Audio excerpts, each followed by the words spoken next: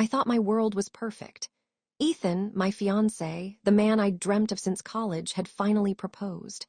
I imagined the wedding, the vows, the life we'd build together. And I thought Mia, my best friend since high school, would be standing next to me, smiling as she held my bouquet. But the universe had other plans.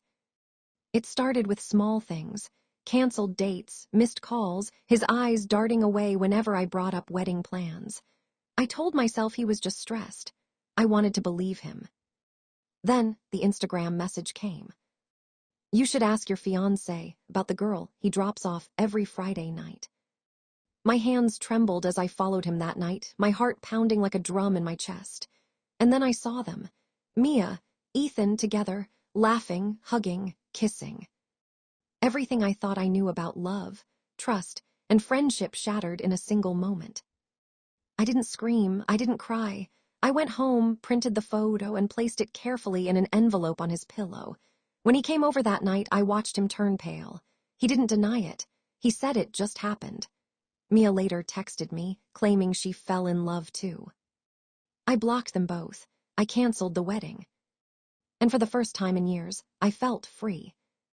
After blocking Ethan and Mia, I didn't know whether to cry, scream, or laugh at the absurdity of it all. So I did the only thing that made sense. I went for a run. The cool evening air hit my face, carrying away a bit of the suffocating betrayal. By the time I got home, I had an idea forming. Revenge. Not the messy, screaming kind, but a clever, slow, I'm thriving while you rot kind of revenge. Step 1, rebuild myself. I called my old stylist and booked a makeover session, dusting off the layers of my heartbreak. I joined a gym, picked up a new hobby, and started spending more time with people who genuinely loved me. No Mia, no Ethan, no toxic nostalgia. Step 2, document it. Social media could be a weapon if used wisely. Pictures of my new life, laughing with friends, traveling to places Mia would never dare to go. Every post carefully curated, not arrogant, but undeniably happy. Step 3, stay mysterious. Let them wonder. Let guilt seep in without me uttering a word. But revenge isn't just about making them jealous. It's about reclaiming yourself. And I was ready. I poured my heartbreak into a plan that was part art, part fire, and all me. It started small. A new haircut, subtle makeup changes, sharper clothes, nothing over the top, just enough to make heads turn. Every mirror in my apartment became a reminder. Sophie is back, and she's better than ever. At work, colleagues noticed. "You look different," one whispered, and I smiled politely, letting the words linger in the air. At first, it was just confidence, walking taller, smiling brighter, laughing louder. But soon, it became a magnetic pull I couldn't ignore. Then there was Ryan. He wasn't like Ethan. He didn't try too hard to impress, didn't talk about love or the future right away. He was funny in the kind of way that made you snort laugh when you weren't even trying, and he noticed things, like the way I bit my lip when concentrating or how I loved drinking my coffee black. Our first meeting was accidental, of course. Literally bumping into him at a cafe while I spilled half my latte on my shirt. He laughed, I cursed, and somehow that moment felt electric. For the first time since Ethan and Mia, I felt alive. But I couldn't let my heart move too fast. Revenge was still simmering quietly, a slow-burning ember behind my newfound happiness. Revenge isn't always loud. Sometimes it's quiet, subtle, deliciously satisfying. I started noticing things. Ethan and Mia still followed me on social media, though they probably thought I didn't know. Photos of my weekend trips, selfies in outfits that made me feel unstoppable, candid laughs with friends. Every post was a gentle, invisible needle, reminding them what they'd lost. Then came the first real thrill. A mutual friend casually mentioned at brunch, "Ethan saw your photos. He said he can't believe how amazing you look." I smiled. Inside, I was doing a victory dance. But the best part, Mia reached out, not to apologize, not to reconnect, but to subtly inquire about my new life. I kept it short, polite, vague, enough to stir curiosity and regret. Meanwhile, Ryan kept appearing in the right places at the right times. At a bookstore, he commented on the same obscure novel I'd been eyeing. At a gallery, we reached for the same painting, laughing at the coincidence. My heart, once bruised, was learning to feel again, and I wasn't letting guilt, heartbreak, or old ties ruin it. I realized revenge isn't just about hurting them back. It's about thriving so unapologetically that they can't ignore it. And with every laugh, every smile, every spark of confidence, I was winning, without them ever knowing how. Life has a funny way of throwing reminders of your past right when you least expect them. I was at a rooftop bar, sipping a sparkling mocktail and laughing at something Ryan said when I spotted them. Ethan and Mia, together looking just like that night I discovered the truth, but this time, something was off. Ethan's smile was forced, Mia's laughter hollow. They didn't see me at first. I stayed in the shadows, watching. A flash of satisfaction surged through me. They thought I'd moved on quietly, forgotten, maybe even hurt forever, but look at me now, glowing, happy, untouchable. Ryan nudged me, breaking my gaze. "Who's the ghost in your eyes?" he teased, laughing. I smiled without explaining. Some ghosts don't need words, they need presence. After that night, I realized revenge isn't about confrontation. It's about presence, confidence, and letting life show them what they lost. And deep down, I knew I was moving toward something much bigger than petty spite. Love that was real, laughter that was effortless, and a life that didn't depend on anyone else's approval. It started innocently. Coffee dates, late-night walks, endless laughter over ridiculous things like a cat stuck in a tree or a terrible rom-com we both pretended to hate. Ryan wasn't like anyone I'd ever dated. No games, no fake smiles, no pretending. Just honesty, humor, and this inexplicable ability to make me feel safe, even when my heart was still bruised. One evening, we ended up at a quiet park after dinner. The city lights shimmered around us like a million tiny fireflies. He turned to me, smiling softly. "You're different," he said. "In a good way, strong, funny, unstoppable, I like that." My chest tightened. "Different how?" I asked, teasing. "Like you've been through storms, and yet you glow. You're unshakable." For the first time in a long time, I didn't think about Ethan. I didn't think about Mia. I didn't think about revenge. I just felt alive. And maybe, just maybe, I was ready to let someone in. To laugh, to trust, to love again. The whispers started slowly. At first, it was just a friend mentioning, "I heard Ethan and Mia are upset, you're everywhere, looking incredible." I laughed it off, sipping my coffee, but inside, a little spark of satisfaction ignited. Then came the more direct signs. Mutual friends dropping hints, social media comments from people I barely knew, subtle envy in their eyes when our worlds collided at events. Ethan's forced smiles, Mia's strained laughter. It was all so satisfying. One afternoon, I ran into them at a charity gala. Ethan's jaw tightened when I walked by, radiant in a dress I knew he'd never imagined me wearing. Mia tried to approach, but I simply smiled, nodded politely, and moved on with Ryan at my side. Revenge, I realized, wasn't about ruining their lives. It was about building mine so well that they couldn't ignore it. The power of presence, happiness, and confidence was far more satisfying than anger ever could be. And as I danced with Ryan that night under the sparkling lights, I knew this was only the beginning. Their regret was delicious, but my happiness was everything. With revenge simmering in the background, I decided it was time to focus on myself in a bigger way. Not just my appearance or love life, but my career, my independence, my dreams. I launched my own consulting business, pouring my energy into helping others succeed while building something that belonged entirely to me. The long hours, the challenges, and the small victories were addictive. I was no longer defined by Ethan, Mia, or even Heartbreak itself. I was defined by my ambition, my grit, and my choices. Ryan cheered me on every step of the way, sometimes teasing me when I stayed late at the office or worked through the weekend. "You're unstoppable," he'd say, grinning. "Don't ever slow down." Meanwhile, news of my success started to filter back to the wrong people.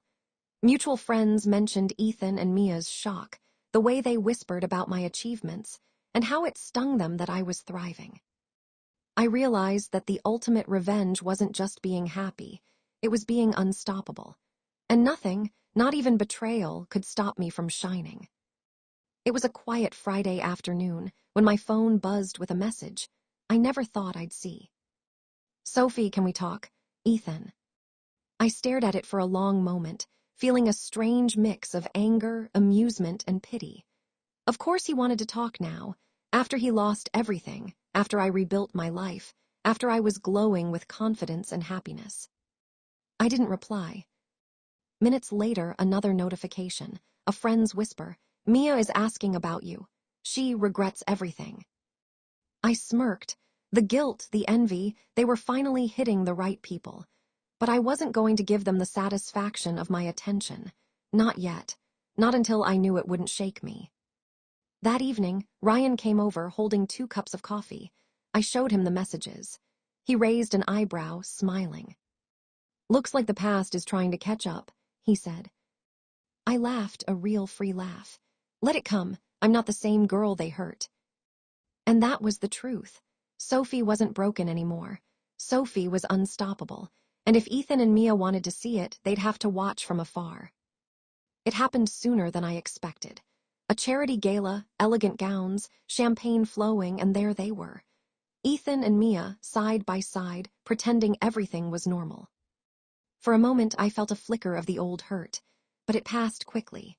This wasn't about pain anymore. It was about control, closure, and showing them I was unshakable. Mia tried to approach me, her voice trembling. "Sophie, I held up a hand, smiling politely but firmly. "Mia, Ethan, I don't need explanations. I've built my life without you and it's thriving. That's all you need to know." Ethan's jaw tightened. We made a mistake," he muttered. I chuckled softly. "Yes, you did, and I don't need to relive it. You had your chance. I chose myself instead." Walking away, I felt lighter than I had in years. Revenge wasn't yelling, begging, or confrontation. It was living so fully that their presence was irrelevant. And as Ryan took my hand, guiding me to the dance floor, I realized something important. Closure wasn't about them. It was about me reclaiming my power and joy. Ryan wasn't just a distraction or a rebound. He was becoming my anchor. Every shared laugh, quiet conversation, and supportive gesture chipped away at the walls I had built around my heart. One Sunday afternoon, we were cooking together in my apartment, messy, chaotic, and full of laughter. Flour dusted our noses, music played softly in the background, and for the first time in years, I felt completely at ease. "You know," Ryan said, handing me a spoonful of sauce, "I think we make a pretty good team. In the kitchen, in life, in everything." I looked at him, feeling warmth spread through my chest. "Yeah, we do," I admitted softly. This was different from Ethan, different from Mia. No lies, no betrayal, no hidden agendas, just genuine connection. And for the first time, I realized that love could be healing. Love didn't have to hurt. It could rebuild, restore, and transform. As I leaned into him, letting go of the last traces of the past, I knew that this, Ryan, laughter, life, was exactly what I had been waiting for. Life had a way of surprising me. Just when I thought I had figured out my new rhythm, opportunities, and friendships started appearing from unexpected places. A former colleague invited me to collaborate on a high-profile project, impressed by the reputation I'd built in just a few months. Another old friend, someone I barely stayed in touch with, reached out to congratulate me on my business success and offered guidance I hadn't even realized I needed. Even in my social life, things were shifting. I found myself surrounded by people who genuinely wanted to see me thrive, who celebrated my achievements rather than envied them. I laughed more, networked more, and discovered talents and ambitions I had long buried under heartbreak. Ryan was there for every step, encouraging me when doubt crept in, teasing me when I was too serious, and reminding me that I deserved all the happiness the world could offer. The past no longer defined me. My friendships, career, and love life were flourishing in ways I never imagined, and the satisfaction of my own growth was far sweeter than any petty revenge. I decided to throw a party, not to show off, not to make anyone jealous, but to celebrate life, growth, and everything I had fought to rebuild. The night was magical. Twinkling lights, music filling the air, and laughter echoing across the terrace. Friends from all corners of my life mingled effortlessly, celebrating not just my successes, but the joy we shared together. Ryan was by my side, holding my hand as we moved through the crowd. He whispered, "Look at this, look at you. You've built all of this yourself." I smiled, feeling a rush of pride and gratitude. It wasn't about Ethan or Mia anymore. It wasn't about betrayal or heartbreak. It was about me, Sophie, the woman who had refused to be broken, who had chosen herself, who had found love, laughter, and fulfillment along the way. As the night drew on, I realized the truth. Happiness wasn't something you waited for or demanded. It was something you built, piece by piece, moment by moment. And I had built mine beautifully. Months passed, and Ryan and I grew closer with every shared morning coffee, late-night conversation, and spontaneous adventure. Our bond wasn't flashy or dramatic. It was steady, comforting, and real. One crisp autumn evening, we took a walk along the river, leaves crunching under our feet. Ryan stopped, turning to face me, his eyes serious but warm. "Sophie, I know life hasn't been easy, and I know you've been through a lot, but I want to be with you fully, not just for now, but for everything ahead." My heart skipped. I smiled, feeling an overwhelming sense of peace. "Ryan, I want that too, more than anything." He took my hand, squeezing it gently. "Then let's do this together. No fear, no doubts, just us." In that moment, the past, the heartbreak, the betrayal, the revenge, it all melted away. I realized that love could be safe, joyful, and healing. And for the first time in years, I felt completely and utterly whole. The sun was setting, painting the sky in shades of gold and pink, as Ryan and I stood on the balcony of our new apartment, holding hands and laughing over some silly story from our day. I thought back to the nights I cried over Ethan and Mia, the heartbreak that once felt like the end of the world. But now, every tear, every betrayal, every challenge had led me here, to a life filled with love, laughter, and self-discovery. Ryan kissed my forehead, and I rested my head against his shoulder. "We've built something amazing," I whispered. He grinned. "Not just us, you. You built all of this, Sophie, and I get to be here, lucky enough to love you every day." I laughed softly, feeling warmth spread through me. My friends surrounded me, my career soared, and my heart was full. The past no longer had power over me. It was a distant shadow, replaced by light and love. For the first time, I truly understood what it meant to be happy, not just surviving, not just thriving, but living fully, passionately, and fearlessly. And as the golden light of the evening bathed us, I knew, without a doubt, that this was just the beginning.